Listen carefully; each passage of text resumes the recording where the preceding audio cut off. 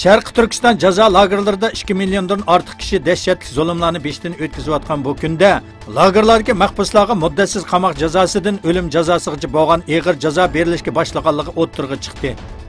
Eng yangi uchurlarga asoslanganda Abtonom rayonlik ma'rif nazoratining muavin naziri Sattar Savodga o'lim jazosi berilgan. Dаңliq obzorchi Yalqin Ro'ziga muddatsiz qamoq jazosi hukm qilingan. Moskvada yashayotgan Uyg'ur savdogarlar Urumchi aerodromida qo'lga olindi. Xitoy Sharqi Turkistonda bostirishni kuchaytirish bilan birga chet eldagi Uyg'urlarga bo'lgan besimni kuchaytmoqda. Uzun yillardan buyon Rossiyada savdo ishlari bilan shug'ullanayotgan Uyg'urlar Xitoyning qaytib kelish haqidagi besimlarga uchirgan. Orqadan qaytib kelgan 3 Uyg'urning ikkisi Urumchida, biri Beyjingda qo'lga olingan. Hindistonda o'tkazilgan bir xalqaro yig'inda Sharqi Turkistondagi jazo lagerlari haqida doklad berildi. 25-sentabr Hindistonning Puna shahrida o'tkazilgan xalqaro qalamkashlar munbiri yig'inida Sharqi Turkistondagi Xitoy zulmlari va jazo lagerlari tanishtirildi.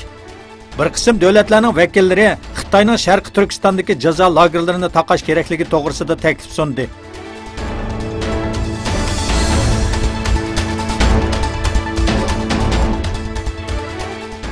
Amerika prezidenti Donald Trump Xitoyni Amerika Davlat Majlisining saylamiga to'sqinlik qilishga urindi deb aybladi.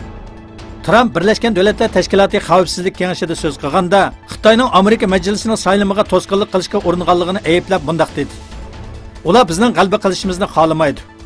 Chunki men savdo sohasida Xitoyga kuchli raqobat e'lon qilgan tunji prezident. Trump yana Washingtonning savdo urushida Xitoyni har sohada yengadiganligini ta'kidladi.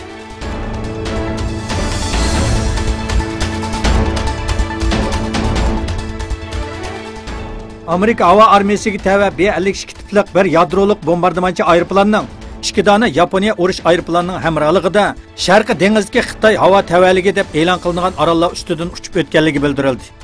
Amerika tarqatuvchilariga so'z qilgan Amerika harbiy amaldorlari Amerika bilan Xitoy orasidagi jiddiylikni texnik kuchaytiradigan bu uchishning oldingi kuni ep berilganligini aytdi.